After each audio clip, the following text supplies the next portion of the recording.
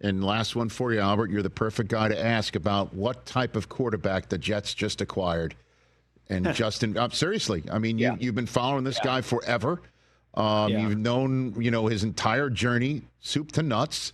Who did the Jets just acquire, and what is their plan for Justin Fields, do you think? The right type of guy, first of all. Like, I think that's anybody who's around him knows that's obvious. Like the way he was been described in the Pittsburgh building was he was a Steeler before he ever became a Steeler. So he's square-jawed, military kid, like all of that. Like, so you're getting the right type of person, that's going to be, calling signals for you.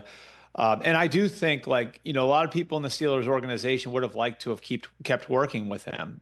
It was just whether or not they were going to be willing to go to that level to keep him. Were they willing to go to $20 million a year and promise him the starting job and all that? That's where they weren't willing to go, but they wanted to keep working with him. And I know this, like, Arthur Smith, their offensive coordinator, he felt like he could do more with Justin Fields given some more time than he did with Ryan Tannehill, and Ryan Tannehill got him to an AFC title game. So is Justin Fields ever going to, live up to what we all thought maybe he would be coming out with the 11th overall pick and all of that? Maybe not. But, I mean, this is a guy who I think will get better with experience, has gotten better with experience, and what everybody around him says is he's just got to play. Someone's got to let him play through it. And part of the reason why is he's got to learn to see the field better, see the field faster. Because, I mean, his experience in college was the first guy was almost always open. And, he's going through it in Chicago, and they fire his coach, and, he dealt with all different coordinators every year, and then he goes to Pittsburgh, and it's a new system again. I think, getting him into a position where he can settle in and be the starting quarterback for a little while, do him a lot of good. Well, it's got to help that he's reunited with one of those guys who is always open. Yeah. You know what I mean? And not just one. Garrett Wilson's there. Jeremy Ruckert's there, too. That's right. Tight end. And Ruckert was tweeting out, too. He's fired up. And again, like, so you bring a young contemporary into the young room after the OG was there, right? Mm-hmm. And see how this works out, and if you're going to re-sign Garrett Wilson, this is a way of basically saying, we see you. I don't know. Right. I kind of dig it. I kind of dig it. There's so much you can do with him too. Like, you don't have to play offense a certain way. You can play offense. You can do different things with him, and utilize his athleticism in different ways. And I think all of that's a plus. Like, again, like, he's going to be a receptive learner. He's going to be somebody who's going to be good in the room. He's going to be somebody who's going to be great with his teammates. I mean, who do you hear nothing about? Who do you hear nothing from on getting benched and when he's 4-2? Justin, you heard nothing, right? Right.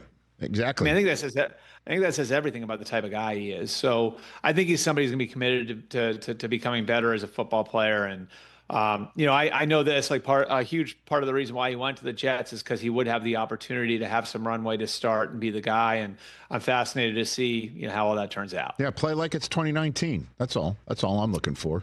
That's right. You remember when he came out of that medical tent? You're going to get me fired up here, Rich. No, I know. He came out of that medical tent like Superman. I know. Threw that ball to Garrett Wilson for the touchdown. He did in the big house, and it was the last time Ohio State beat Michigan. So and then he didn't get to play him a second time because somebody canceled the game. So I knew if I was going to go there, he would go there, and we would just basically say, tune in tomorrow. On tomorrow's show at 1 Eastern time. Be sure to do that, Albert. I will. I've got Bryce Underwood here, so you can see, the future, future Novembers. Is this part of his NIL deal? No. He's showing up for nothing. Please.